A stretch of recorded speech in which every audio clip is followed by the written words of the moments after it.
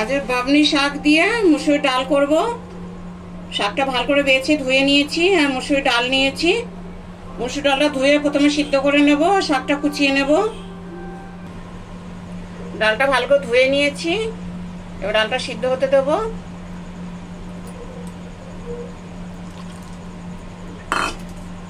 ডালটা সিদ্ধ হোক।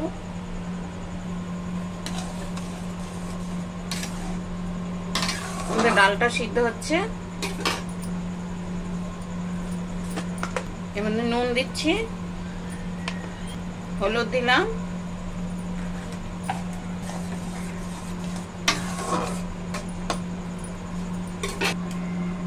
শাকটা কুচিয়ে নিয়েছি বামনি শাকটা।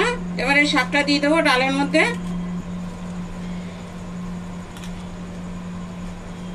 দুটো দিয়ে তো কাঁচা লঙ্কা দিচ্ছি ভেঙে।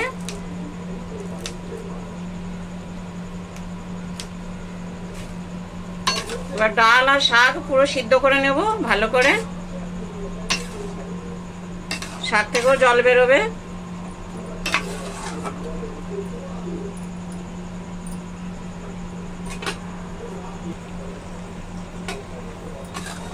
আমাদের ডাল শাক সব সিদ্ধ হয়ে গেছে, এবার এটা নামিয়ে নেব।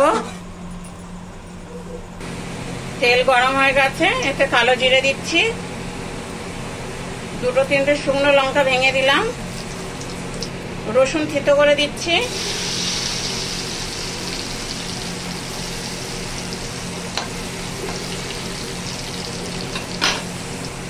টমেটো কুচনো দিচ্ছি দুটো,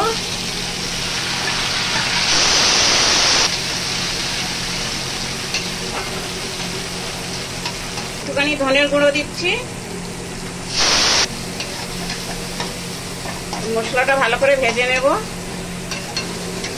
আর মশলা ভালো করে কষানো হয়ে গেছে।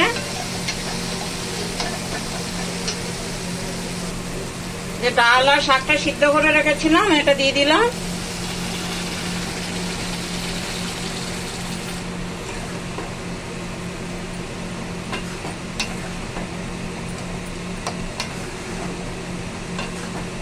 তো 10 মিনিট ফুটতে দেবো ডালটা।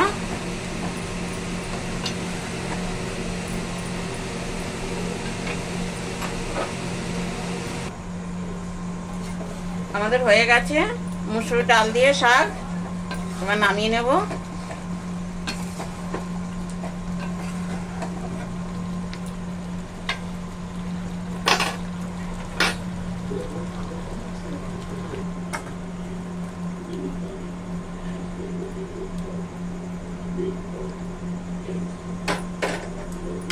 আমাদের রেডি বাবনি শাক দিয়ে মুসুর ডাল।